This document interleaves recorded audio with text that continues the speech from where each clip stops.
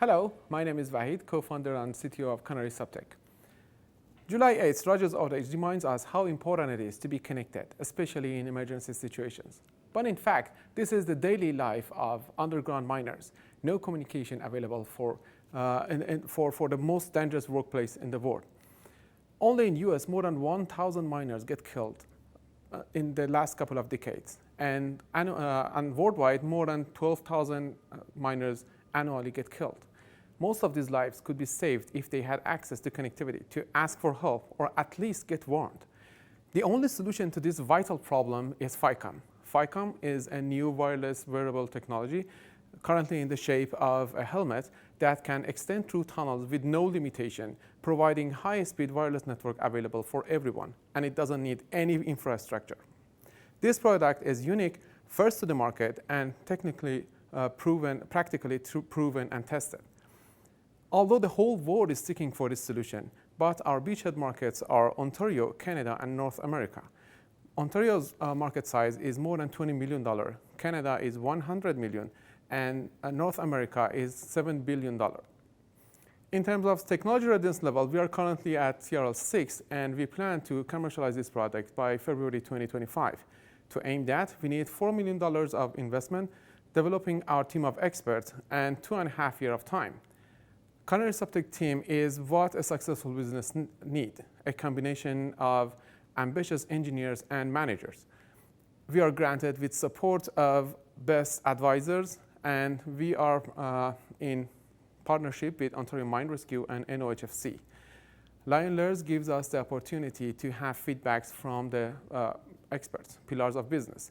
During the last couple of months, we got these feedbacks, and now we know what we are going to face in future. Thanks for your attention. Vahid, thank you for that presentation.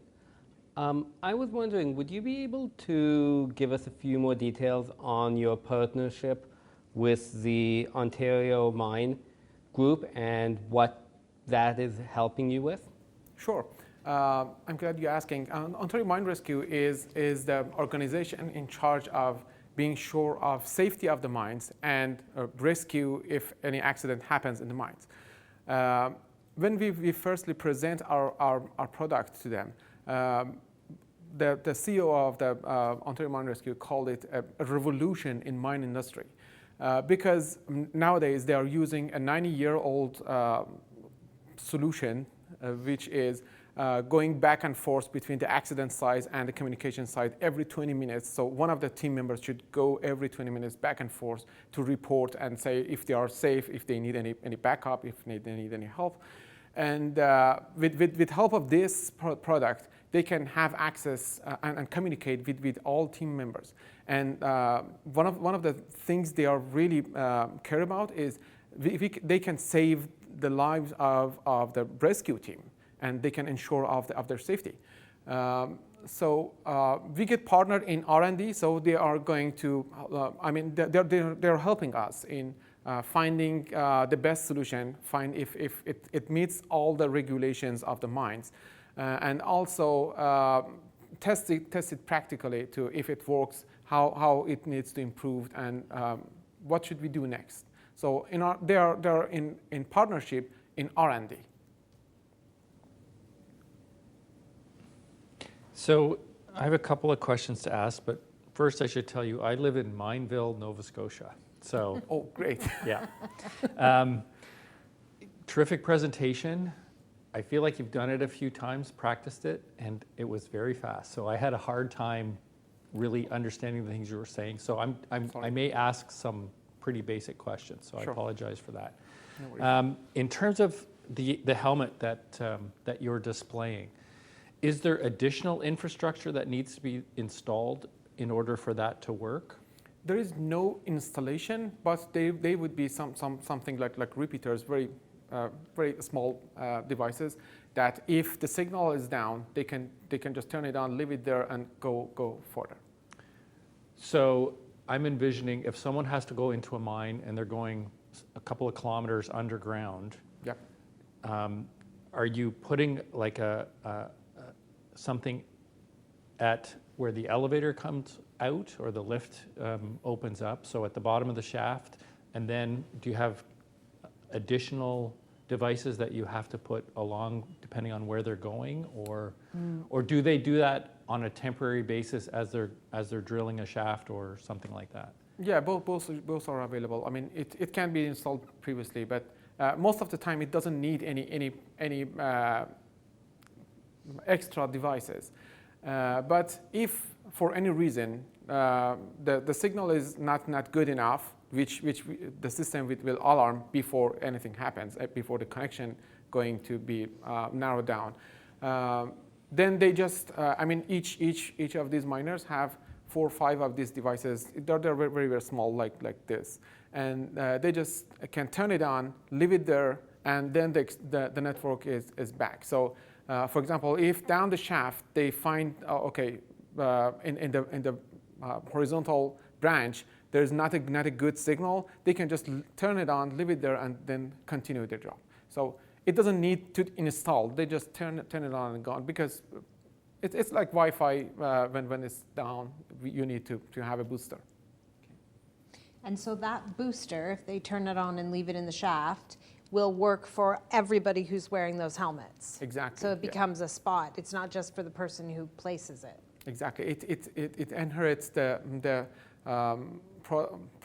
protocol of ad hoc networks. Yeah. And with ad hoc networks, even every member in the network is extending the network. So Right. It has this technology too. So yeah. Yeah. What sort of IP protection do you have around the solution you've come up with? We are not currently have IP protection, because IP protection gives us just 1 year to reach to certain levels. And before finding our investors, it's kind of risk. So we managed it by minimize the number of people who knows how this technology works to just 3 of us. And during the whole job, when we have these contractors, nobody has all the information and how all the information about all the parts. So none of these contractors can make a whole. And also we have these NDAs signed with all of them, obviously.